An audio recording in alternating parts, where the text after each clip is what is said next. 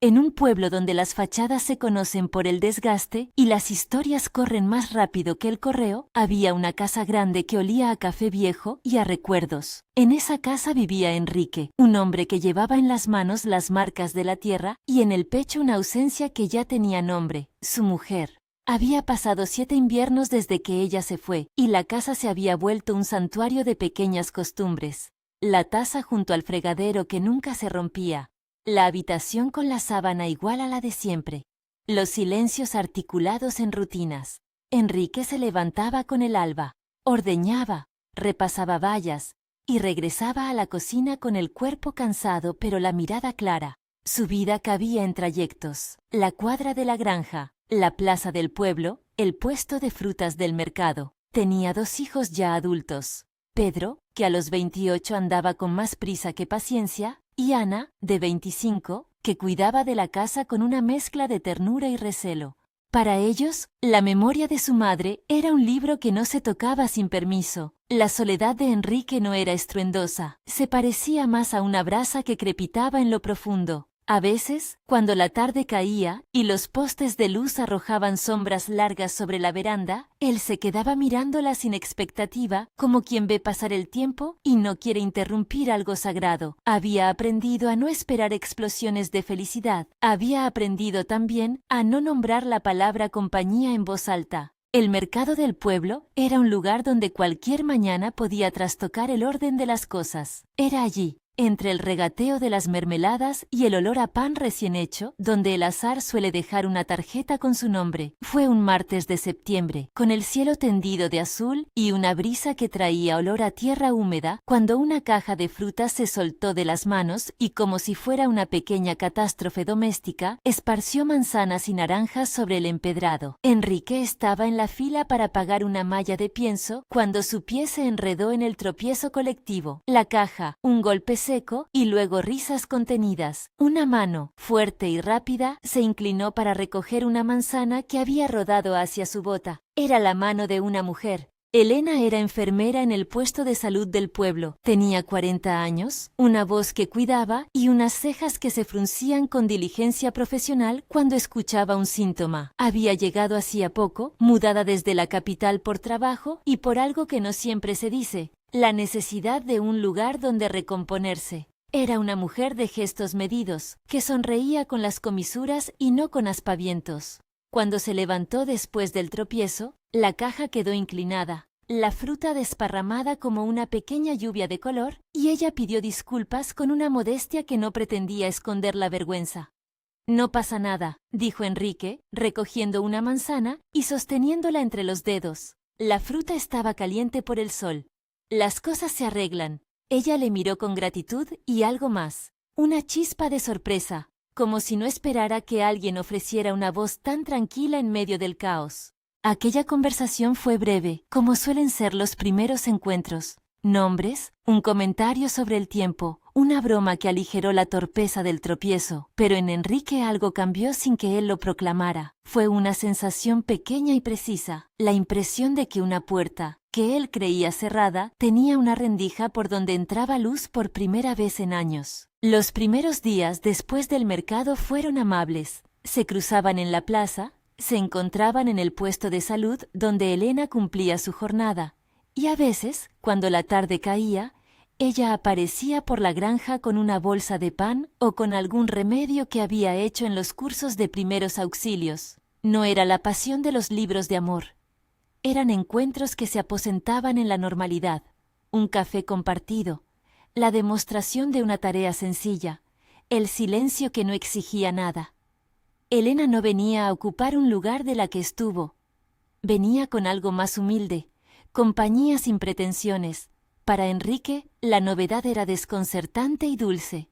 Poco a poco, la vida en la granja retomó una cadencia distinta. Elena caminaba entre los corrales con comodidad, le gustaba escuchar los nombres que Pedro y Ana daban a los animales, y se sentaba en la veranda hasta que la luz se extinguía. Pedro, que al principio observó con desdén profesional, empezó a confiarle cuestiones de la finca. Ana, que cuidaba la casa con celo casi maternal, encontró en Elena a alguien con quien hablar sin sentir que traicionaba el recuerdo de su madre. Hubo celos silenciosos, sí, pequeñas probetas de desconfianza que se disolvieron con conversaciones a solas, con gestos que Pedro y Ana valoraban porque no buscaban reemplazo, sino ayuda. La aceptación no fue inmediata ni uniforme, pero se fue tejiendo con hilos de honestidad. Elena nunca pretendió borrar nombres, solo trajo otros. En las noches, cuando la casa quedaba reducida a los murmullos de la cocina y al tic-tac del reloj, Enrique pensaba en lo improbable del reencuentro consigo mismo. Se sorprendía a veces planificando cosas que antes no se permitía. Barajaba arreglar la chimenea, pintar el porche, comprar un traje que ya no había usado desde el funeral de su mujer. No eran gestos grandilocuentes, parecían en realidad preparativos para presentarse de otra forma ante la vida. Había en esos planes la sutil intención de un compromiso, aunque él se resistiera a nombrarlo. A veces, al volver de la cuadra, ensayaba en la cocina la manera de decir gracias, o de decir algo mayor, como si la lengua le exigiera pruebas antes de pronunciar el nombre amor. Elena, por su parte, se movía con prudencia. Había llegado al pueblo recuperándose de heridas que no siempre se contaban en la primera vez que se conocía a alguien. Tenía una hermana, Mariana, en la capital, con quien hablaba a menudo por teléfono. Hablaba de la tranquilidad del campo y del recelo que algunas voces profesaban hacia los recién llegados. Elena no venía de una historia sin sombras, pero tampoco quería que esas sombras definieran su presente. En la clínica rural, Dona Mercedes, que llevaba décadas escuchándolo todo desde el mostrador, la recibió con curiosidad y prontitud. La vejez de Mercedes no era indiferencia, sino un radar de historias. Ella sabía escuchar sin exhibir juicios. Entre Mercedes y Elena nació una relación sencilla. La anciana prestaba tazas de té cuando era necesario y guardaba retazos de los chismes del pueblo como quien guarda semillas para el invierno. Las tardes de verano se convirtieron en una sucesión de pequeñas escenas domesticadas. Enrique regresando del campo con las manos rotas por el trabajo y la mirada más clara. Elena en la cocina, enseñando a Ana una receta de sopa que su madre le había pasado. Pedro trayendo leña y sonriendo con la distancia exacta que le permitía no parecer cedido. Hubo una cena en la que alguien dejó caer una frase que los hermanó. La casa no pide reemplazo, pide momentos nuevos. Fue Ana quien dijo eso, con una calma que sorprendió incluso a ella misma. El gesto, la idea, se aceptó como bálsamo. Con el tiempo, Enrique comenzó a hacer cosas que, para quienes no le conocían bien, podían parecer insignificantes. Barrer las hojas que crecían en el porche, ordenar una caja de herramientas que había permanecido cerrada, reparar una mesa que su mujer había usado para coser. Eran intentos de dejar constancia de que algo cambiaba en su interior. También empezó a pensar en cómo anunciarlo sin ofender. En cómo presentarse ante Elena con la verdad de su intención sin parecer un intruso en su propia vida. No era solo la memoria de la esposa, eran los hijos, la mirada del pueblo y la responsabilidad que llevaba tatuada en la rutina. En una de esas semanas, Enrique decidió que quería hacer algo especial, no una declaración grandiosa ni una fiesta ostentosa, sino una cena sencilla en la veranda, con luces que habían pertenecido a las celebraciones de antaño y pan recién horneado. Compró, con su economía mesurada, una botella de vino que le parecía respetable. No hubo compra de anillo, la idea del anillo le parecía, de algún modo, una exageración para alguien que prefería las cosas con uso, pero sí pensó en hablar.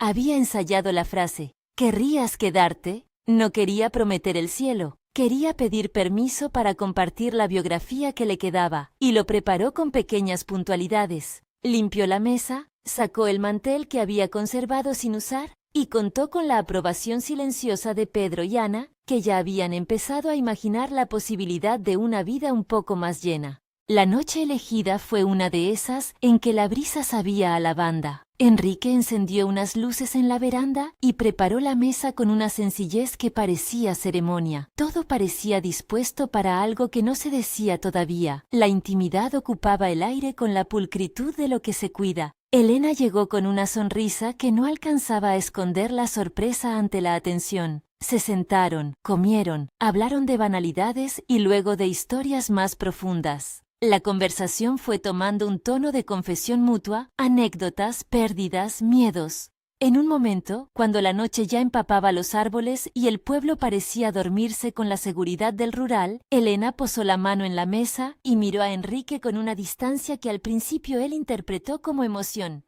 «Enrique», dijo ella, con la voz donde había algo más que una noticia, «hay algo que necesito contarte». Sus palabras fueron pequeñas, sin artificios. Enrique sintió que la frase enraizaba en algo que no había previsto. Pensó, ¿acaso una revelación sobre su pasado, una herida mal cerrada? Se apoyó en la mesa con las manos, atento. Elena respiró. Había en su rostro una mezcla de alivio y nervios. Había esperado este momento con el cuidado con el que se coloca una tirita, sin desgarrar, sin prisa. «Estoy embarazada», anunció. Silencio.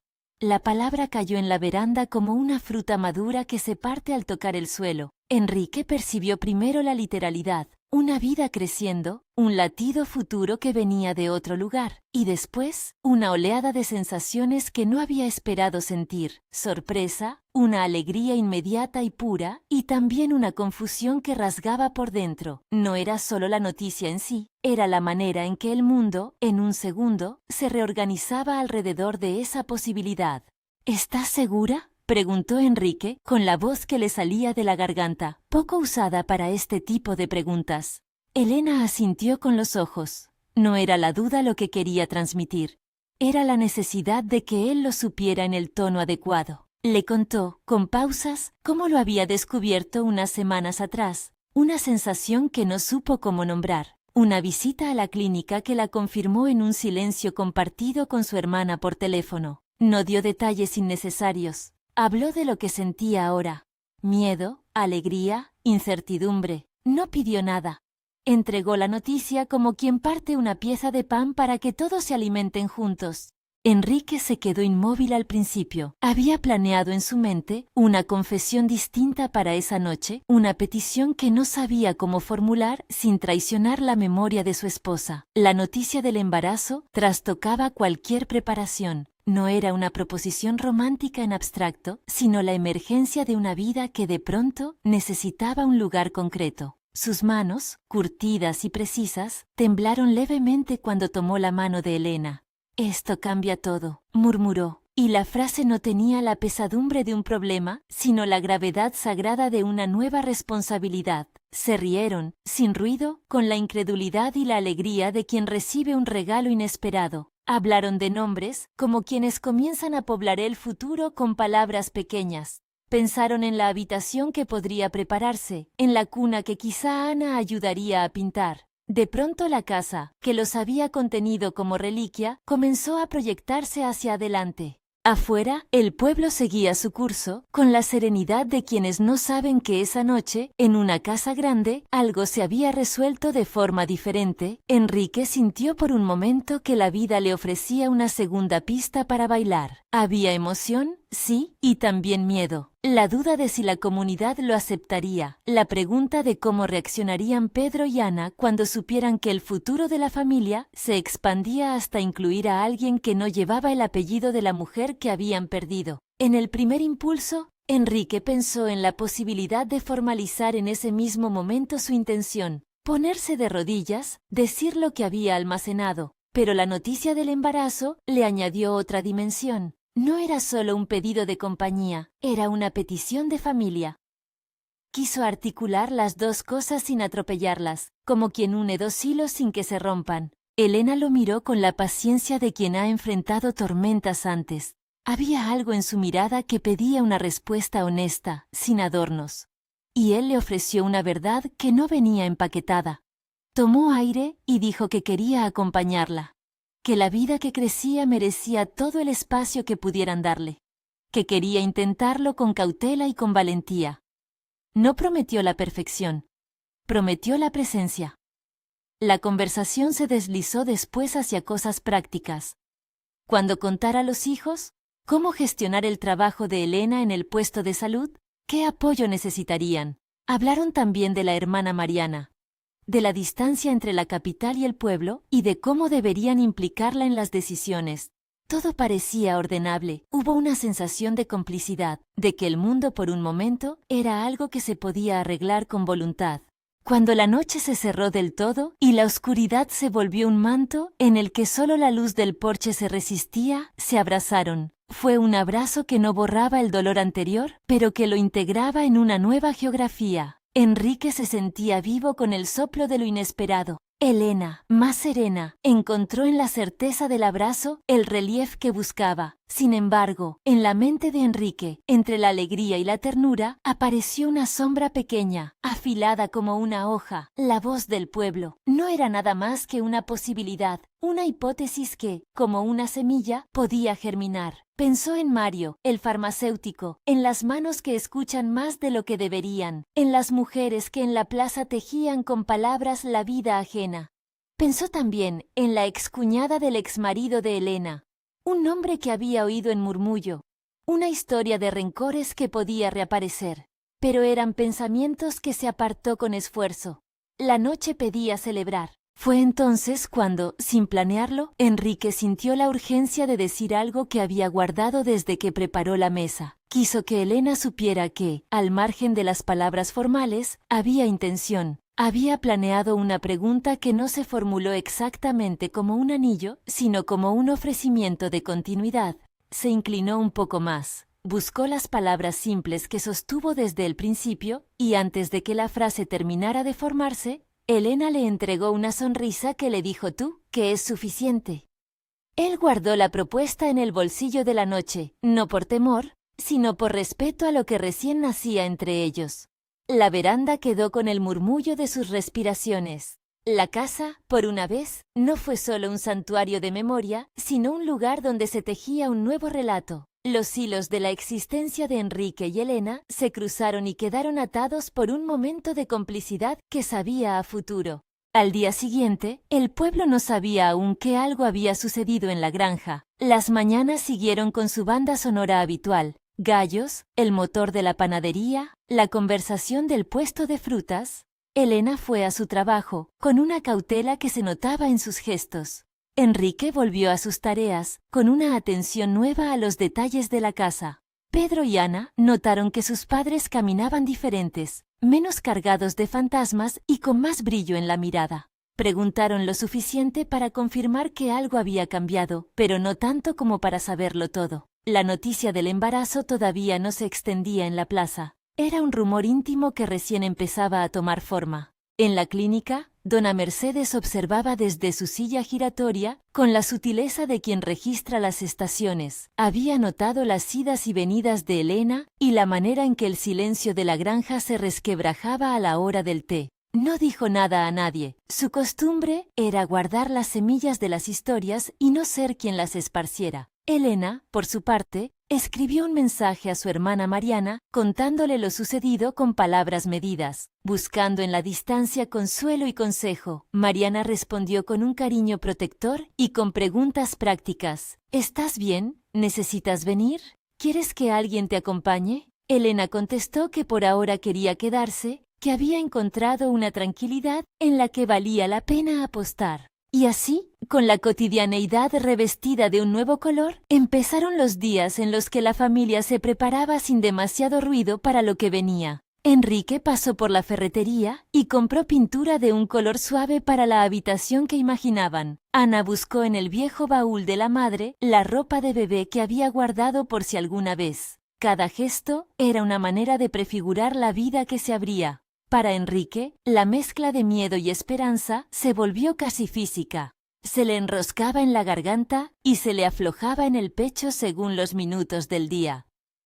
Lo que nadie sospechaba, esa misma semana, era que la vida de un pueblo comienza a escribirse en murmullos más que en declaraciones públicas. Una conversación inocente en el puesto del pan puede convertirse en semilla de rumor. Y el rumor, con la velocidad de una tarde de vendimia, puede transformarse en sentencia. Pero, por ahora, en la casa grande, la gente que la habitaba, los de siempre y los que llegaban, navegaba entre la memoria y la promesa, con manos más dispuestas a cuidar que a señalar. El granjero había querido pedir algo más que una compañía. La noche le había traído, en su confesión, una noticia que cambió el rumbo de una vida, que abrió puertas que él creyó cerradas. En la intimidad de la veranda, mientras las luces titilaban y se escuchaba a lo lejos el ruido apacible de la plaza, Enrique y Elena hicieron un pacto silencioso. Intentarían construir una familia nueva sin borrar las huellas anteriores. La historia, en esos días, avanzaba a paso de costura, lento y firme, y aunque aún quedaban por delante preguntas que no tenían respuesta, en la casa grande, con la granja susurrando alrededor, se respiraba por primera vez en años una expectativa que no hacía ruido de culpa, sino de esperanza. Si te gustan las historias de segundas oportunidades, quédate, esta te va a tocar. Las semanas que siguieron a la cena de la veranda fueron un tiempo de construcciones sutiles, compras pequeñas, conversaciones a medias, regalos de paciencia que nadie anunciaba formalmente. Pero en los pueblos, las cosas no son solo lo que ocurre dentro de una casa, son también lo que se comenta en la calle, lo que se repite en la frutería, lo que se descansa en una oración breve junto al mostrador del bar. Y la noticia del embarazo no tardó en abrir su cauce hacia lo público.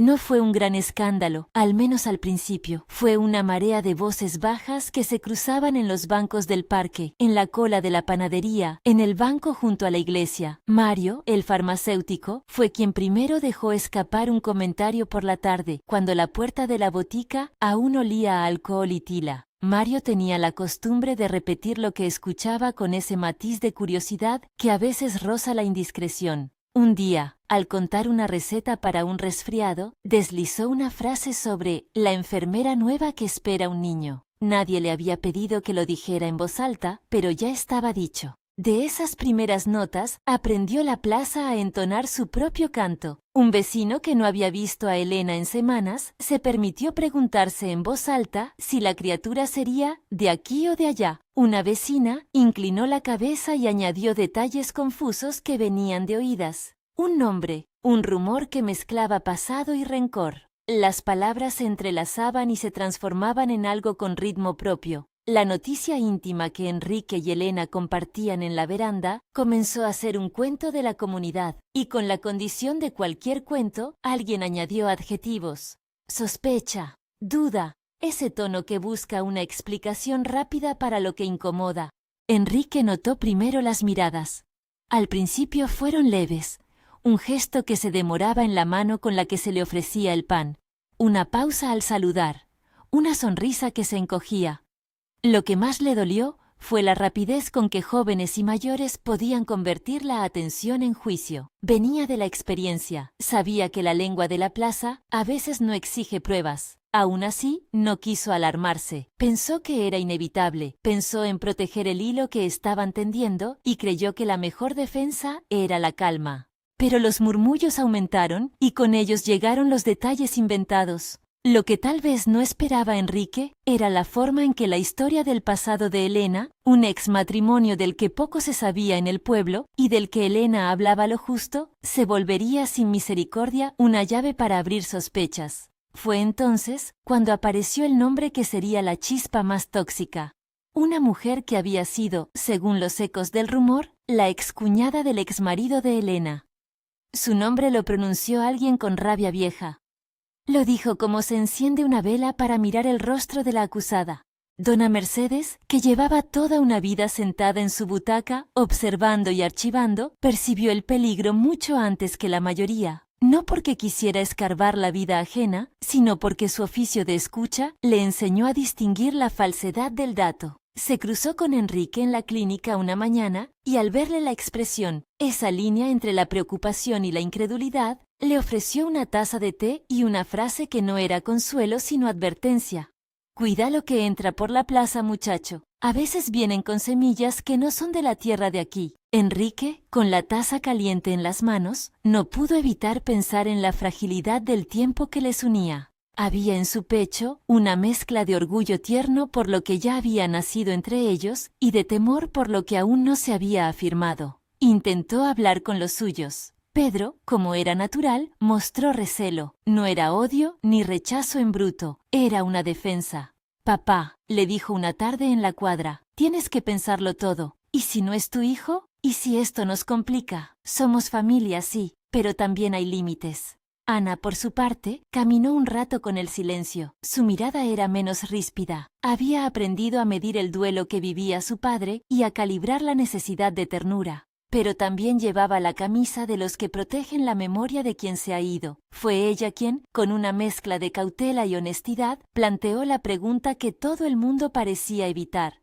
¿Cómo lo hemos contado? ¿Cuándo lo diremos? Enrique pensó que lo sensato era hablar con Elena primero, de modo directo, sin intermediarios. La llevó al porche una tarde en que el cielo traía confeti de hojas doradas. Se sentaron, sin grandes preparativos, y él trató de poner en palabras la inquietud que empezaba a rasgarlo desde adentro. Ayer en la plaza escuché algo que no me gustó, dijo Enrique, mirando la hierba, como si buscara en ella la forma correcta de decirlo. Me llegó que alguien insinuó cosas que decían que no era tu hijo. La frase cayó lenta entre ambos. Elena, que había evitado por dignidad contarse como víctima incluso en su memoria, no permitió que la palabra Victoria se asomara por sus labios. Se limitó a respirar, sostener la mirada y responder con la serenidad de quien ha aprendido a habitar su propio horizonte. Sé que aquí las cosas se dicen sin pruebas, repuso ella. Y también sé que mi pasado no es un adjetivo que me condene, pero no te pido que me defiendas por mí, te pido que te defiendas por la criatura que viene. Enrique sintió la presión como una ola. No quiso que su respuesta fuese una reacción automática de quien se deja llevar por la sospecha. Y aún así, la semilla de la duda había arraigado con la tenacidad de las malas hierbas. Esa noche, cuando la casa se quedó en silencio, no pudo dormir. Vio la misma escena repetida. Miradas en la plaza, lenguas que cuchichean, el rostro de Elena mezclado con palabras que ella no había pronunciado. Un rumor que golpea la confianza se disfraza a veces de protección. Enrique, que había vivido tanto tiempo en la certeza del trabajo y la responsabilidad, se sintió invadido por algo primario, el miedo a fallar a sus hijos, la paranoia de que el futuro se construyera sobre una mentira. Fue ese temor el que lo empujó a cometer la herida más grande de la historia reciente de la casa. La acusación no fue una larga perorata ni un escándalo público. Fue una frase corta dicha en la intemperie de una discusión que empezó por los miedos y se precipitó en palabras que no admiten remedio fácil. Estaban en la cocina, con la luz amarilla que marca las horas de la noche. La conversación había derivado hacia los pasos a seguir, hacia cómo decir la noticia sin herir. Entonces Enrique, con la voz que le salía entrecortada, preguntó lo que jamás debió preguntar de esa forma. ¿Y si ese niño no es mío? Dijo, como si esperara una respuesta que le devolviera la calma. La frase fue fulminante, no por su contenido, pues en el fondo, la pregunta era humana, sino por la manera. La dejó en el aire como una moneda lanzada al río, fría, sin retorno. Elena sintió la herida de la forma en que los ojos de quien ha amado con paciencia se vuelven pequeños, recelosos. En su rostro se dibujó la incredulidad, luego la vergüenza y finalmente la decisión. «Si no confías en eso, mejor me voy», respondió ella con voz seca.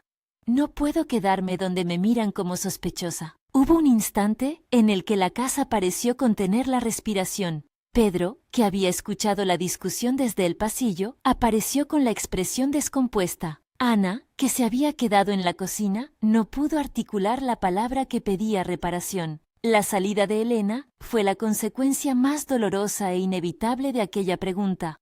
No la corrieron a gritos, sino con silencio, con la distancia que provoca una desconfianza clavada. Se marchó esa misma noche. Empacó en una bolsa lo imprescindible. Besó la mejilla de Ana con una prisa conmovida. Dejó un mensaje para Mariana en el móvil que decía solo: «Necesito tiempo». Y cuando la puerta se cerró detrás de ella, la casa volvió a ser un santuario, pero ahora con la presencia de una ausencia nueva, dolorosa y culpable. Enrique se quedó allí, inmóvil, con la sensación de que la noche le había entregado una factura que no sabía cómo pagar. La culpa fue inmediata. No fue un arrepentimiento que se pudiera solucionar con palabras. Fue una punzada que le recorrió el cuerpo y que le hizo ver la magnitud del daño. No tardó en ocurrírsele que quizá, con su pregunta, había permitido que el rumor se volviera volviera realidad. Había creado un abismo donde antes existía un hilo. La huida de Elena no fue una fuga dramática. Fue un acto necesario de protección para ella. Llegó a la capital esa madrugada, a un apartamento pequeño que Mariana le había ofrecido en cuanto supo de la espera.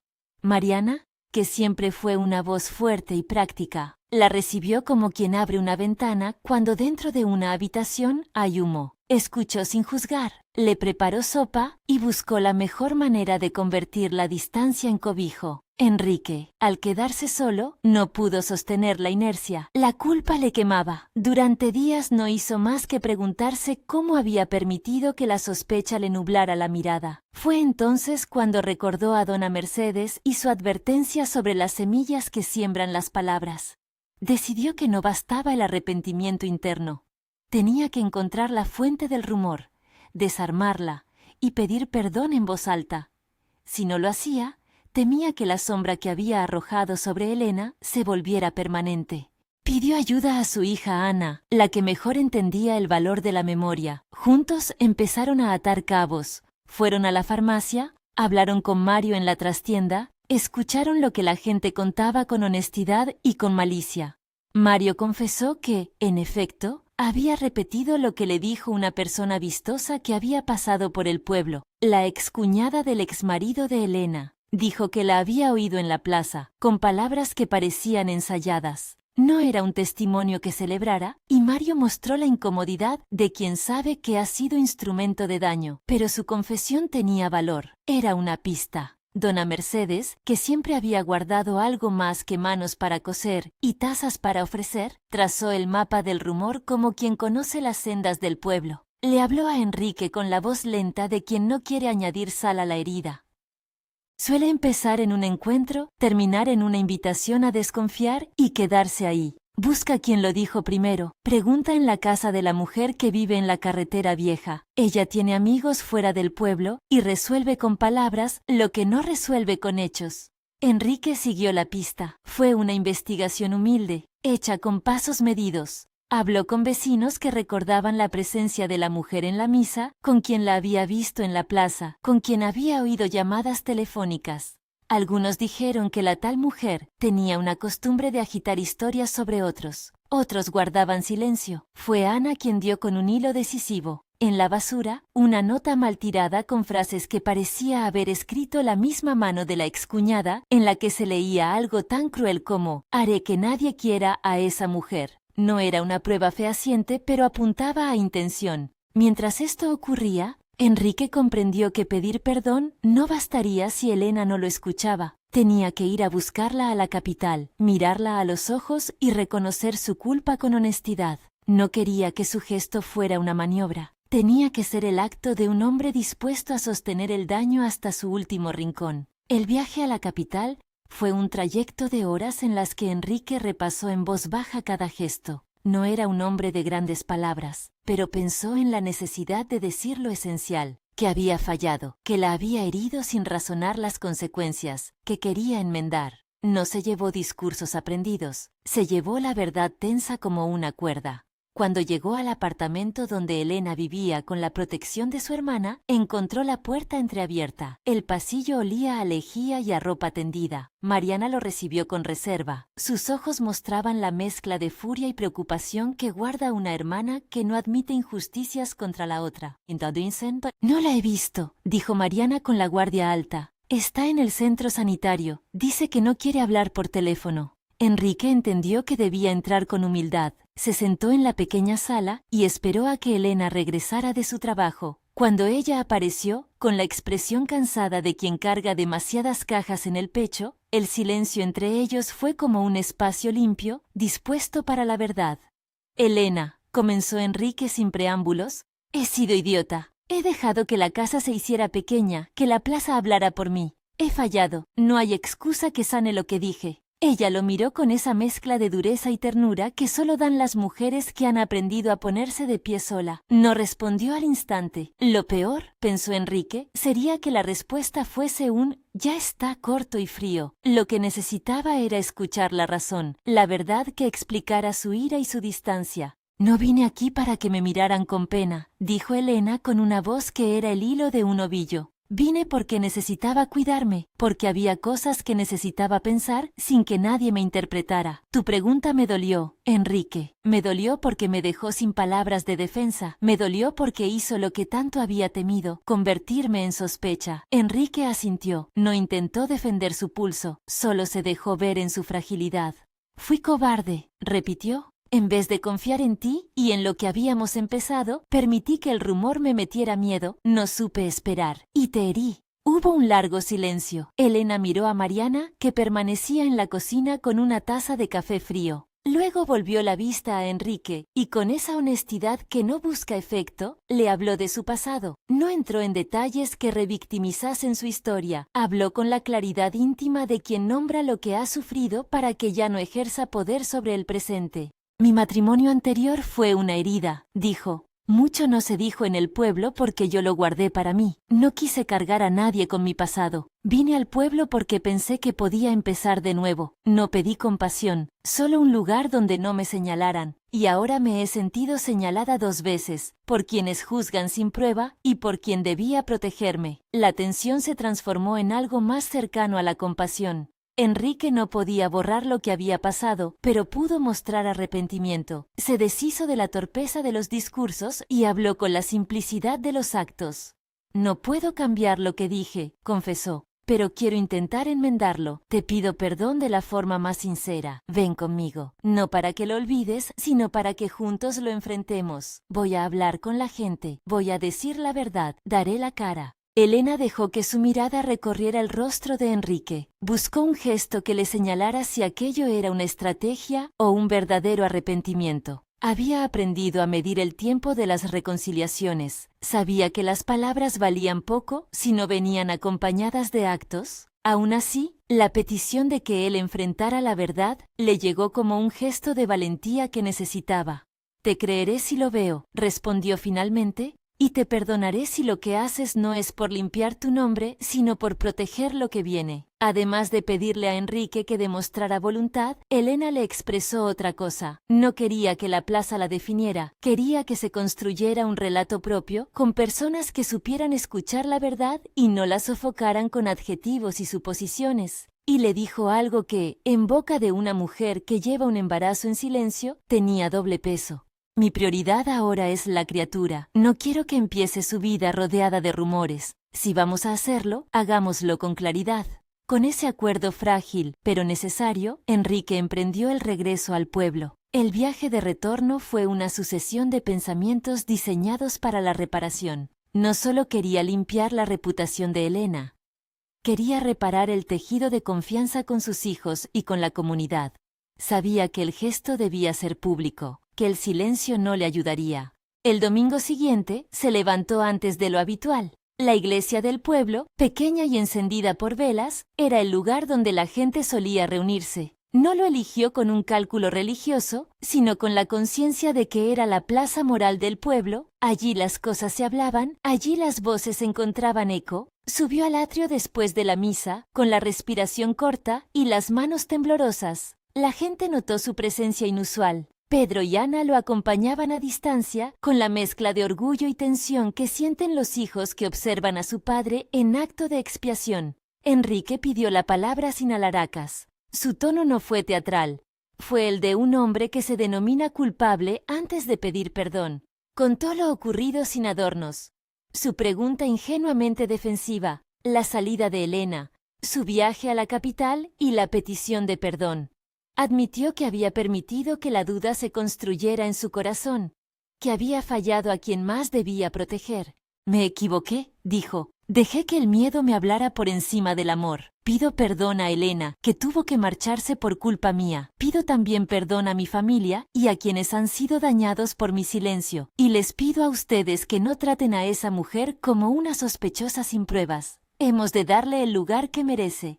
No fueron palabras grandilocuentes, fueron palabras de reparación. Luego, con naturalidad casi dolorosa, explicó cómo había investigado y lo que había averiguado, que la fuente principal del rumor venía de la excuñada del exmarido de Elena, que había motivos antiguos para lanzar esa sombra y que había indicios de que se habían fabricado historias con intención. No acusó sin pruebas, mostró lo que había recabado, mensajes, testimonios, la nota mal tirada. Algunos en la plaza recibieron la información con incredulidad, otros con vergüenza. Mario, el farmacéutico, se acercó y con la voz baja admitió su parte, que había repetido lo que le dijeron sin detenerse a comprobarlo. La confesión pública no apaciguó a todos. Las palabras tienen memoria y hay quienes prefieren el rumor porque les da razón sobre sus prejuicios. Pero lo que sí consiguió fue abrir una grieta en la que la verdad podía entrar.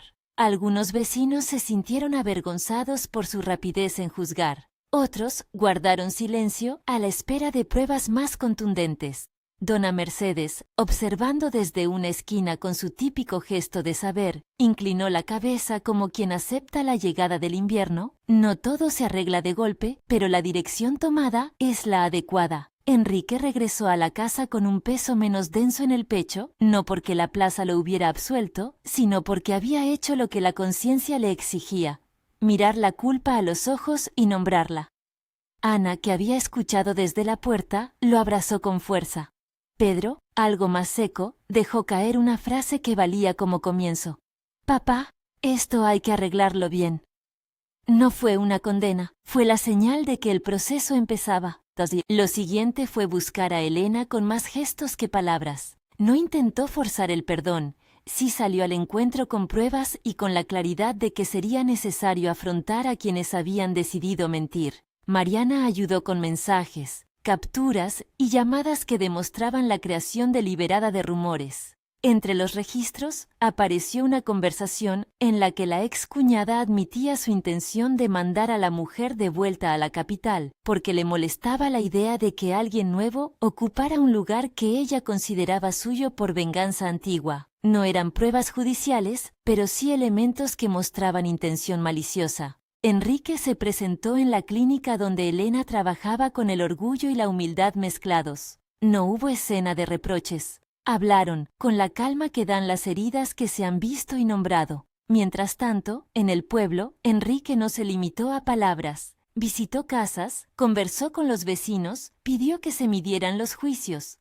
En la plaza rompió, de forma simbólica, con la idea de que la vida privada de una persona sea un juego. A veces, los actos son pequeños. Llevó a Ana a comprar la cuna, pidió a Pedro que ayudara a reparar la habitación, llamó a quien debía y aclaró lo necesario. La reconstrucción fue lenta. Elena, cautelosa, aceptó regresar al pueblo no como señal de olvido, sino como un gesto de confianza medido. No volvió a la casa la primera noche, prefirió quedarse en la casa de Dona Mercedes unas jornadas más, como quien entra en un refugio antes de regresar a la nave principal. Pero su regreso llegó con pasos firmes y sin estridencias. Cuando entró, en la que sería la habitación del bebé, Ana lloró sin ruidos. Pedro dejó caer una sonrisa incompleta que, sin embargo, era una promesa. Enrique, que había aprendido a pedir perdón de la forma más discreta y cotidiana, pintó una pared con manos torpes pero decididas. Fue su manera de enmendar. Al tiempo, los que habían sembrado rumores se encontraron con la incomodidad de ser señalados. La excuñada, cuando la evidencia sobre sus intervenciones se hizo pública, intentó justificarse con viejas rencillas. Hubo escenas tensas en la plaza y palabras en voz alta que dejaron claro que el pueblo no era un tribunal, pero sí un espacio donde el honor se reclamaba. Algunas personas se distanciaron, otras, que se habían permitido juzgar sin mirar, pidieron perdón a su modo. El orgullo de ciertos corazones no permitió una reconciliación plena, pero la verdad había recuperado su lugar. La relación entre Enrique y Elena, tras la fractura, no se recompuso de golpe. Hubo noches en las que la distancia reapareció, en las que el recuerdo de la acusación formaba una nube que tardaba en disiparse. Pero también hubo actos. Enrique iba a buscar a Elena al trabajo cuando el calendario lo permitía. Le traía café los martes y reparaba el porche los sábados. Demostró, con conductas repetidas y no con promesas grandilocuentes, que su arrepentimiento no era una palabra sin raíz. Elena, por su parte, volvió a confiar en quien le ofrecía constancia antes que discurso. Su perdón fue un proceso, no un lazo que se anudaba de golpe. Los hijos también tuvieron su camino. Pedro, que había reaccionado con prudencia y cierta dureza, fue el primero en acompañar la reparación práctica. Le ayudó a su padre con las cuentas, con el papeleo del trabajo y con la cuna. Ana trabajó con Elena en la habitación del bebé, colgando móviles de papel y preparando la ropa heredada. Ese trabajo común tuvo más poder que 1000 conversaciones. La labor compartida reconstruía un tejido que la sospecha había rasgado. Con la aceptación social recuperándose poco a poco y la relación fortalecida por la honestidad, llegó la propuesta de boda que Enrique había mantenido como intención desde aquel primer intento en la veranda. No hubo anillo exuberante ni discursos ampulosos. Fue una boda sencilla en la iglesia del pueblo, con las bancas llenas de poca gente pero significativa, los hijos, Dona Mercedes, Mario con su expresión apenada y arrepentida, Mariana que había viajado desde la capital, y algunos vecinos que habían presenciado el tránsito del rumor a la verdad. La ceremonia tuvo la naturalidad y la emoción de quienes saben que esa unión no es una conquista, sino un compromiso de reparación y de cuidado. Elena entró con la mirada serena. No fue escena de película, sino de vida real. Un paso firme, una sonrisa medida por la historia que llevaba. Se dieron un abrazo que no borró el pasado, pero lo colocó en su lugar. Detrás y como parte de la historia, no como su único protagonista. Cuando dijeron sí, hubo lágrimas contenidas y risas pequeñas. La fiesta que siguió fue una cena en la veranda, con platos sencillos y con la compañía de quienes habían mantenido la fe en ellos. El embarazo siguió su curso sin sobresaltos públicos. La comunidad aprendió a mirar con más cautela y con menos prisa por juzgar. Llegó el día del parto como llega lo inevitable, con una mezcla de deseo, miedo y esperanza. Elena fue al hospital acompañada por Mariana y por Ana, y Enrique, con la templanza que le daba la experiencia, esperó en la sala con una paciencia que era oración sin palabras. Cuando la niña nació, el llanto pequeño llenó la habitación como si el mundo recién aprendiera a nombrarse. Llamaron a la niña Sofía, un nombre que sonaba a sabiduría y suave claridad. Verla por primera vez fue como reconocer un amanecer adentro de la casa. Enrique, con las manos todavía temblorosas por la emoción, posó su mano en la cuna y percibió aquello que tanto había buscado, la posibilidad de un futuro que no se construye sobre la exclusión, sino sobre la responsabilidad. No hubo discurso para ese momento, solo miradas que se entendían sin necesidad de palabras. La vida había dado una nueva oportunidad. La familia, ampliada, cerraba una herida con cuidado. Los meses que siguieron al nacimiento fueron de un calor doméstico que no se exhibe, se sostiene. Las rutinas volvieron a tener su peso dulce, la leche por las mañanas, las canciones que Ana enseñó a Sofía, los paseos cortos por las cercanías, donde Enrique le mostró a su hija los lugares de la granja. Sofía crecía con la calma de quien no carga con historias ajenas, con una madre que la mira sin rencor y con un padre que aprendió a reparar antes que a declarar. Mariana, que se convirtió en un pilar a distancia, venía a menudo a ayudar, dejando consejos y envases de comida casera, que eran en verdad formas de cariño. Dona Mercedes, con sus visitas, se permitió decir en voz baja lo que a muchos les costaba pronunciar: que el pueblo había aprendido algo esencial de aquel tramo, que a veces la rapidez en juzgar hace más daño que la propia verdad. Lo dijo sin sermones, con la autoridad de quien ha visto estaciones enteras pasar, y con la sencillez de su mirada atenta. Hubo reconciliaciones públicas y privadas. Personas que habían contribuido al rumor pidieron disculpas en voz baja. Otros lo hicieron con un gesto. El peso de lo sufrido todavía se notaba en la mirada de Elena en algunas noches, pero la constancia de Enrique y la ternura de sus hijos hicieron que la herida cicatrizara hacia una marca menos dolorosa. Las conversaciones que antes quemaban la lengua pasaron a ser relatos sin veneno, testimonio de lo que no conviene repetir. La casa grande, que alguna vez fue únicamente un archivo de recuerdos, quedó definitivamente viva. Los objetos de la mujer que ya no estaba convivían con nuevos juguetes, con las sábanas lavadas y con la risa de una hija que aún no entiende del todo el pasado. A veces, por la mañana, Enrique se detenía en la veranda y miraba el horizonte con la paz que viene de haber roto y reconstruido con trabajo. No se consideraba un héroe, se consideraba un hombre que había aprendido a pedir perdón y a sostener la reparación. En una de esas mañanas, con el sol apenas arrancando su toque dorado sobre las vallas, Enrique pasó por la cuna. Sofía dormía con una mano semicerrada. El aire olía a heno y a pan recién hecho. Se sentó y, sin mucho ceremonial, dejó que sus manos reposaran en el brazo de su hija. Fue un gesto que cerró un ciclo, la pequeña presencia de la vida que llegó tras la confusión, el dolor, la búsqueda, el perdón y el trabajo honesto. Los ojos se le humedecieron, no por pena, sino por la hondura de lo que se había recuperado. La comunidad no fue la misma de antes. Había perdido algo de la inocencia de juzgar rápido. Aprendió, a duras penas, que la verdad no siempre es lo primero que se escucha y que las segundas oportunidades necesitan más que palabras, necesitan actos. Dona Mercedes dejó una bandeja de galletas en la mesa, Ana colgó un móvil hecho a mano en la ventana de la habitación de Sofía y Pedro comenzó a llevar a la hija de vez en cuando a dar paseos por la finca como quien devuelve al mundo una sensación de normalidad.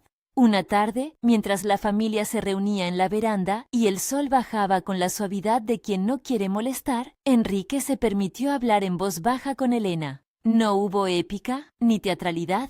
Fue la conversación cotidiana de dos personas que han pasado por la prueba del fuego y han salido con la certeza de que lo importante requiere trabajo.